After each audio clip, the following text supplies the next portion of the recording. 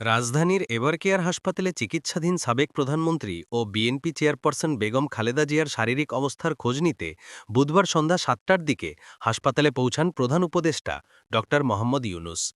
হাসপাতালের মূল গেট পেরিয়ে প্রায় আধা ঘন্টার মতো তিনি ভেতরে অবস্থান করেন এবং বেগম জিয়ার সর্বশেষ শারীরিক অবস্থা সম্পর্কে বিস্তর খোঁজ খবর নেন।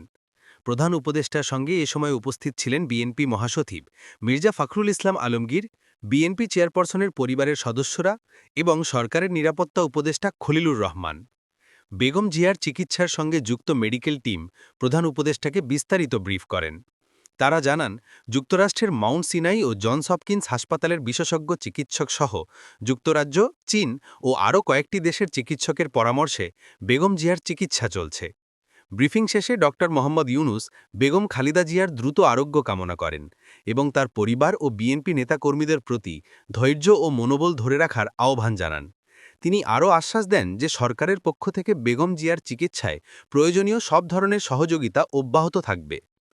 এদিকে বুধবার রাতেই চীনের ৪ সদস্যের একটি বিশেষ মেডিকেল টিম হাসপাতালে এসে যোগ দেয়। তাদের সঙ্গে ছিলেন ঢাকায় নিযুক্ত চীনা রাষ্ট্রদূত। হাসপাতালের সামনে তাদের স্বাগত জানান বিএনপি মহাসচিব মির্জা ফখরুল ইসলাম আলমগীর। বিষয়টি নিশ্চিত করেন বেগম জিয়ার ব্যক্তিগত চিকিৎসক ড আল মামুন। এর আগে সকালে যুক্তরাজ্যের বিশেষজ্ঞ চিকিৎসক ড রিচার্ড বিলি ঢাকায় আসেন। হজরত শাহজালাল আন্তর্জাতিক বিমানবন্দর থেকে তাকে সরাসরি হাসপাতালে নিয়ে যান বিএনপি নেতারা।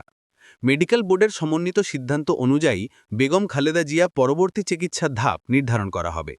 তার উন্নত চিকিৎসার জন্য বিদেশে নেওয়া যাবে কিনা সে সিদ্ধান্ত জানাবে বোর্ড। হাসপাতালের ভেতরে নিরাপত্তা জোরদার করা হয়েছে। এসএসএফ ও পিজিআর সদস্যরা ভেতরে দায়িত্ব পালন করছেন, আর বাইরের নিরাপত্তায় মোতায়েন রয়েছে বিজিপি, পুলিশ ও আর্মড পুলিশ ব্যাটালিয়ন বা এপিবিএন। MD news, Dhaka.